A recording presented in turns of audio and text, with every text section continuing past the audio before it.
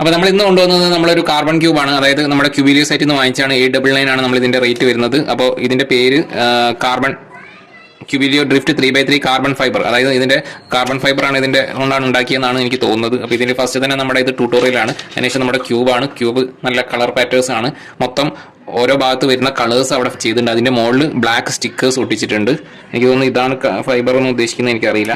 നല്ലൊരു വെയിറ്റ്ലെസ്, നല്ലൊരു കാർബൺ എന്ന് ഉദ്ദേശിക്കുമ്പോൾ അതാണല്ലോ ഒരു വെയിറ്റ്ലെസ് ഫീൽ ചെയ്യുന്നുണ്ട്. മൊത്തം ബ്ലാക്ക് കളറായിട്ട് ഇതിന് ഒരു ചെറിയൊരു ഗിൽറ്റിങ് ഒരു എഫക്റ്റ് കാണുന്നുണ്ട്.